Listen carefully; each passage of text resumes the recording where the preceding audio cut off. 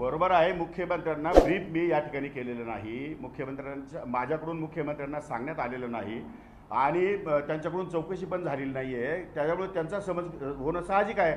मीडियावरती विश्वास ठेवून माननीय मुख्यमंत्री महोदयांनी स्टेटमेंट केलेलं दिसतंय, परंतु तसं प्रकारचं कुठलंही काम मी या ठिकाणी खेळलो नाही आणि खेळणं बरोबर नाही. मी 25 वर्षापासून विधानसभेमध्ये आहे. विधानसभेचे नियम कायदे मला सगळे समजतात. विधानसभेमध्ये काय करावं, विधानसभेमध्ये काय करू नये, विधान परिषदेमध्ये काय करावं काय करू नये याच्या नियमाची मला पूर्णपणे काळजी आहे आणि हे 25 वर्षापासून मी ते नियम पाळतो. आत्तासुद्धा मी नियम पाळलेले आहेत. फक्त तेवढ्या 10-12 सेकंदासाठी तो जो स्किप होऊ शकला नाही, तेवढा एकापुरता एक विषय आहे आणि तो विषय अनावश्यक या ठिकाणी मीडियाच्या किंवा दुसऱ्या लोकांनी या ठिकाणी लावून धरलेला आहे.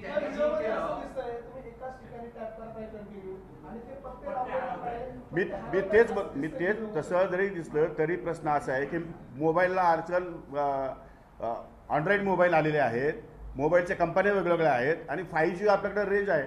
5G म्हटलं कुठे टच झाला, काही तुम्ही डाउनलोड करायला का दुसरीकडे टच झालं तर भलतंच काहीतरी येऊन जातं, टीव्हीवर भलतंच काहीतरी मोबाईलला येऊन जातं.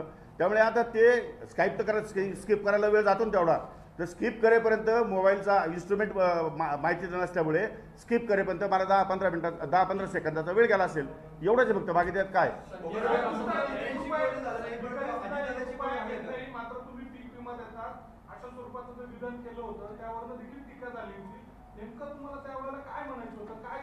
प्रश्न असा आहे, शेतकऱ्यांकडनं 1 रुपया शासन घेतं. शेतकऱ्यांना 1 रुपया देत नाही आम्ही. शेतकऱ्यांकडनं 1 रुपया शासन, म्हणजे भिकारी कोणी शासन आहे, शेतकरी नाही. पण त्याचा नेहमी अर्थ उलटा केलेला आहे. त्यामुळे 1 रुपया ही किंमत फार थोडी आहे आणि 1 रुपयाच्या विम्याच्यामुळे महाराष्ट्रामध्ये 5-5.5 लाख बोगस अर्ज या ठिकाणी सापडले. माझ्याच काळामध्ये सापडले. मी ते बोगस अर्ज तात्काळ रद्द केले आणि नव्याने घोषणा केल्या. माझ्या आत्तापर्यंतच्या कमीत कमी 52 GR निघालेत. इतक्या घोषणा केल्यात मी नवीन. इतके कामं कृषी खात्यामध्ये केलेत. महाराष्ट्राच्या कानाकोपऱ्यात जाऊन आलो मी, शेतावर जाऊन आलो, बांधावर जाऊन आलो, अनेक संशोधन केंद्रामध्ये गेलो. ज्या संशोधन केंद्रामध्ये सुविधा नाही त्यांना सुविधा देण्याचे मी या ठिकाणी प्रॉमिस केले, आश्वासन दिलं आहे. आत्तापर्यंत एकही कृषी मंत्री एकाही संशोधन केंद्रावर गेलेला नाही. मी विद्यापीठांना जाऊन भेट दिल्या, संशोधन केंद्रांना जाऊन भेटी दिल्या, शेतकऱ्यांना जाऊन भेटी दिल्या, त्यांच्या अडचणी समजून घेतल्या. त्यामध्ये त्या वेगवेगळ्या प्रकारचे GR काढले. फर्स्ट कम फर्स्ट सर्वचा GR माझाच आहे. प्रत्येक गावामध्ये वेदर स्टेशन निर्माण व्हावं ही पण माझीच मागणी आहे. म्हणजे या गोष्टीमध्ये ज्या ज्या अडचणी शेतकऱ्यांच्या आहेत त्या अडचणी दूर करण्यासंदर्भात आपल्याला काय काय करता येईल आणि त्या संदर्भातली फीडबॅक जो आहे तो शेतकऱ्यांकडून कसा मिळेल यासाठी माझे प्रयत्न सुरू आहे. गेल्या 6 महिन्यामध्ये प्रचंड मोठा बदल या कृषी विभागामध्ये आपल्याला बघायला मिळेल. मी तर आपल्याला एवढंच सांगतो की 100 दिवसाच्या कार्यक्रमामध्ये 3रा क्रमांक कृषी विभागाचा आलाय. उगीच येतो, आपोआप येतो की कधी नंबर.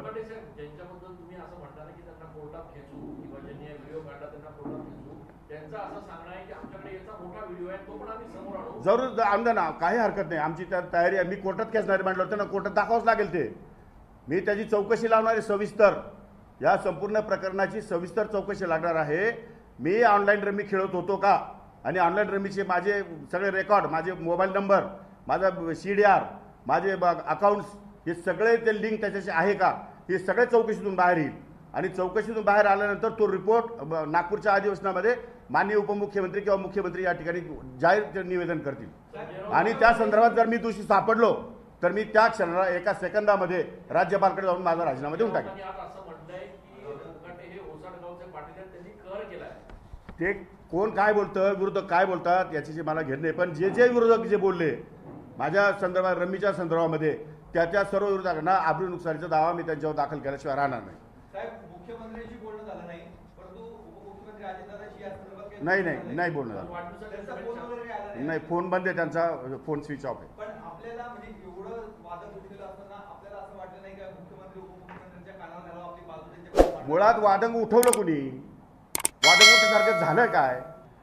मी अनावश्यक गंभीरता निर्माण करताय. मला तेच सांगायचं ना, मला सगळ्या ज्या लोक दोषी आहेत यांचे सगळ्यांचे CDR चेक करायचे. यांच्या पाठीमध्ये नेमकं कोण आहे, यांच्या पाठीमध्ये याला कोणाचे फोन जातात, हे कोणामुळे मला टार्गेट करताय आणि 5-5, 10-10 सेकंदाची फक्त जाहिरात दाखवतात. मी शेतकऱ्यांना म्हटलो नाही, मी असं म्हटलो की लग्न कार्य आणि सुपाऱ्या याच्यावरती खर्च जास्त कोणीच करू नये.